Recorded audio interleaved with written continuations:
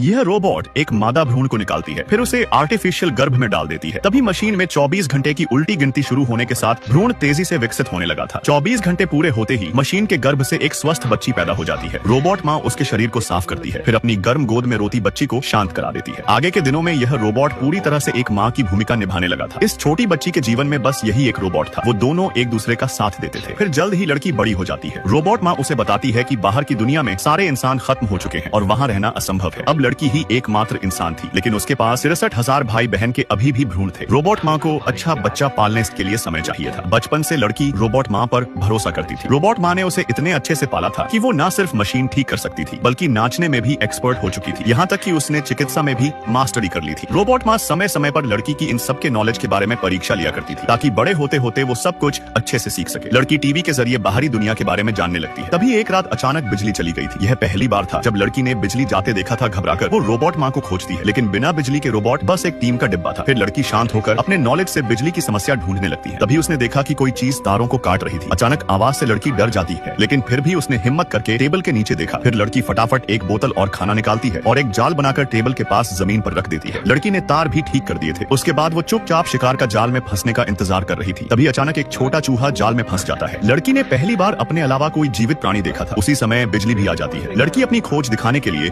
जल्दी से रोबोट माँ के पास दौड़ती है, लेकिन लड़की को नहीं पता था कि रोबोट माँ चूहे को सीधा भट्टी में डाल देगी। रोबोट माँ का ऐसा रूप देख लड़की के मन में संदेह होने लगा था कि क्या सच में बाहरी दुनिया रहने लायक नहीं है। पर रोबोट माँ उसे बार बार यही बताती थी कि बाहरी दुनिया पूरी तरह से प्रदूषित है। उसके बाद से लड़की के मन में संदेह बढ़ता ही जा रहा था। जब रोबोट माँ स्लीपिंग मोड में थी तो लड़की पहली बार रोबोट माँ की बात नहीं मानकर सुरक्षा सूट पहनकर बाहर जाने के लिए तैयारी हो जाती है, लेकिन दरवाजे के नजदीक आते ही दूसरी तरफ से कोई दरवाजे को पीट रहा था। लड़की पहला दरवाजा खोलकर दूसरे दरवाजे के पास जाती है और दरवाजे के उस तरफ इंसान के बारे में पूछती है। तभी एक घायल महिला का जवाब आता है। लड़की को नहीं पता था कि बाहर कौन मदद मांग रहा था। फिर भी उसने दो दरवाजों के बीच सुरक्षा सूट रख दिया था। फिर अपनी तरफ का दरवाजा बंद करके बाहर का दरवाजा खोल देती है, जिससे अलार्म की आवाज ने रोबोट माँ को जगा दिया था। बाहर से एक महिला अंदर आती है। दोनों एक दूसरे को देखकर हैरान थे। उसी समय रोबोट माँ तेजी से दौड़कर लड़की के पास आ रही थी। लड़की जानती थी रोबोट माँ किसी को भी अंदर नहीं आने देगी, इसलिए उसने महिला को पिछले दरवाजे में छुपा दिया था। फिर रोबोट माँ के आने पर लड़की झूठ बोलती है कि उसने बस दरवाजा खोला था और कुछ खास नहीं था। रोबोट माँ ने लड़की की बातों पर विश्वास कर लिया था। उसके बाद वो लड़की को परीक्षा के लिए लेकर जाती है। फिर थोड़ी देर बाद लड़की वापस दरवाजे के पास आती है और उस महिला को चुपके से घर के अंदर ले आई थी।